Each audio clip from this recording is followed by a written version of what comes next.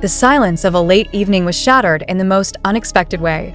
Jungkook, the youngest member of BTS and often regarded as unshakable in the face of the world stage, broke down in tears the moment he heard the voice of his mother over the phone. The sound of his crying was not hidden behind the glamour of performance or shielded by the polished image of an idol. It was raw, it was real, and it was devastatingly human.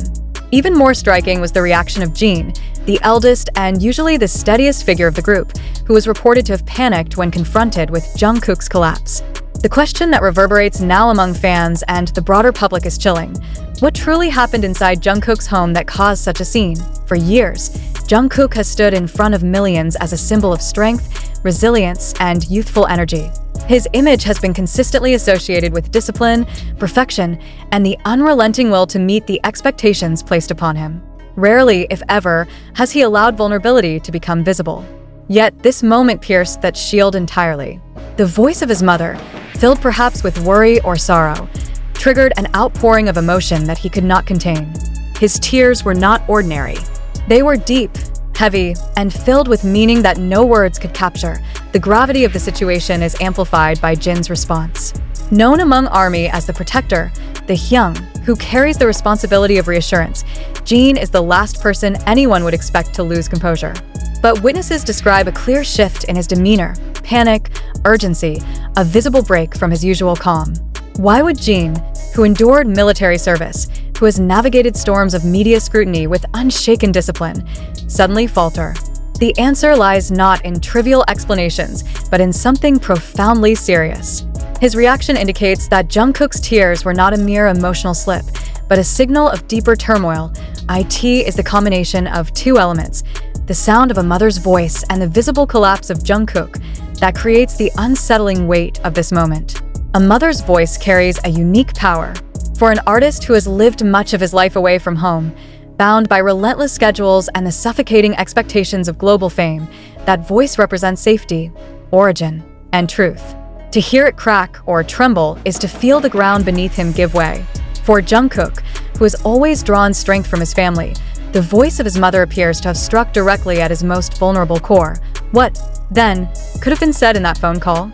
Was it news of worry, of loss, or of something that touched him in a way no fan, no colleague, and no manager could? The absence of details has opened the floodgates of speculation. ARMY, accustomed to piecing together fragments, now find themselves wrestling with questions that may never be answered. Some believe it may have been personal family news, something heavy enough to make Jungkook collapse in tears. Others suggest it was the weight of years of pressure, suddenly released by the unconditional voice of a mother who reminded him of his humanity. The scene inside Jungkook's house that night remains shrouded in mystery. Reports speak only of tears, of Jin's panic, and of silence that followed. No official words have emerged, and perhaps they never will. But silence does not neutralize speculation. It fuels it. The more the silence stretches, the more fans are convinced that the truth is something too raw, too fragile to be spoken openly. And it is this silence that leaves the global fandom restless. This incident cuts deeply into the heart of what it means to be a global idol. BTS members have often been celebrated as larger-than-life figures, yet this moment strips away every illusion. Jungkook's tears remind the world that idols are not invincible. They are human, children who still long for their mother's voice, men who still crumble under the same pressures that ordinary people endure in silence.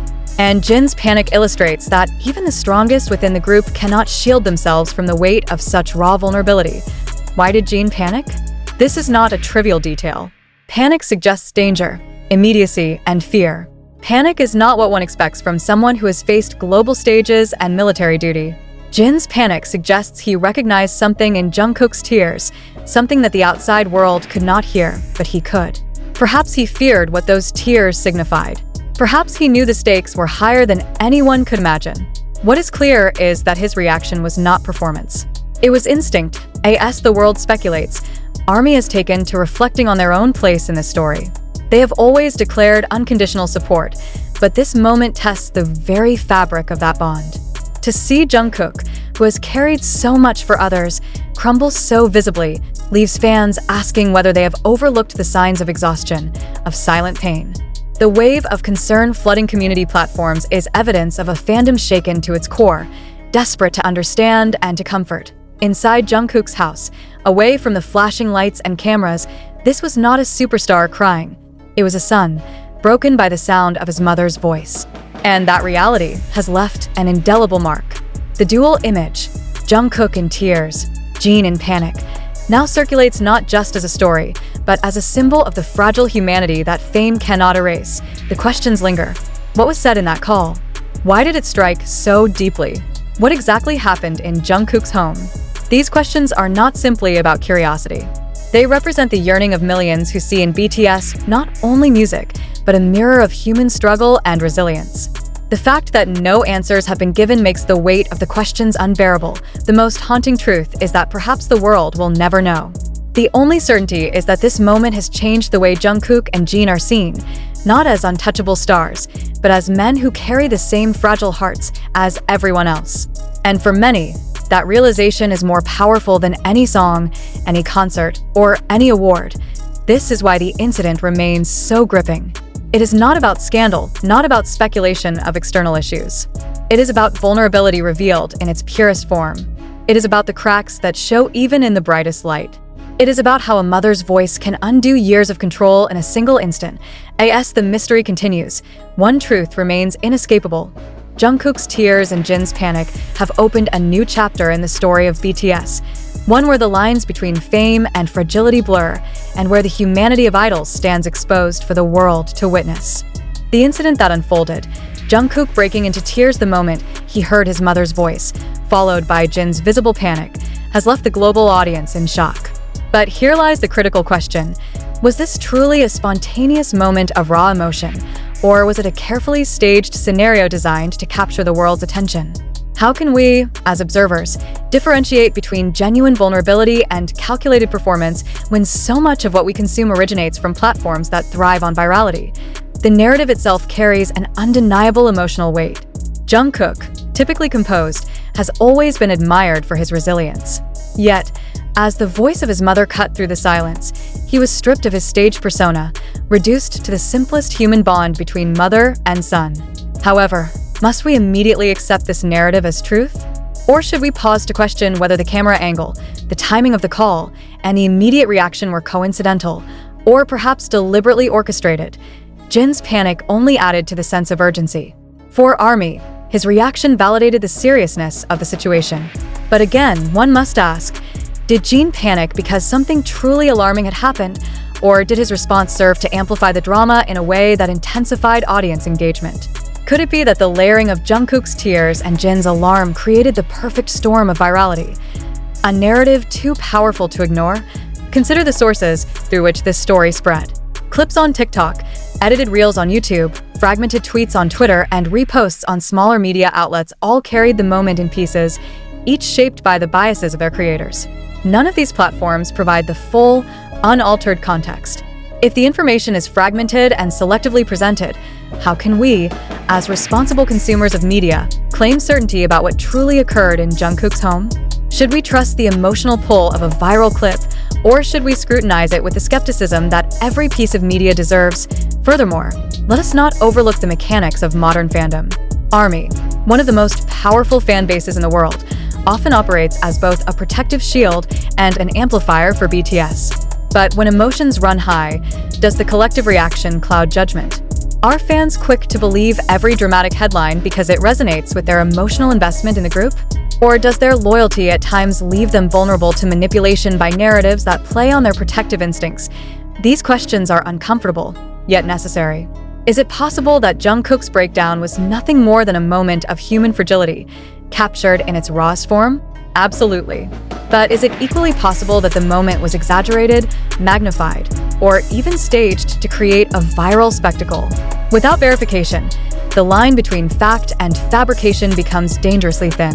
And in that thin space lies the risk of transforming reality into performance and performance into truth, consumed uncritically by millions. The role of Jin in this event deserves deeper scrutiny. His status as the eldest member and a stabilizing force within BTS gives weight to his reaction. Yet, as audiences, we must interrogate why his panic was emphasized so heavily in reports and clips. Was it because his reaction genuinely reflected a crisis? Or was it because his visible alarm made the narrative more gripping for the audience? Should we take the portrayal of his panic at face value? Or should we ask whether selective editing amplified its impact for maximum sensationalism? We are left, then, with an uneasy truth. The information we consume is shaped as much by those who spread it as by those who experience it. TikTok thrives on short, emotionally charged clips. YouTube benefits from extended breakdowns that speculate and dramatize. Twitter rewards speed over accuracy, prioritizing viral hashtags over verified facts. And smaller online media outlets often recycle and exaggerate these snippets to generate clicks. Knowing this, should we not adopt a stance of cautious skepticism every time we encounter such emotionally charged stories? To the viewers and readers, the critical question remains: do you genuinely believe that Jungkook's tears were a transparent reflection of reality?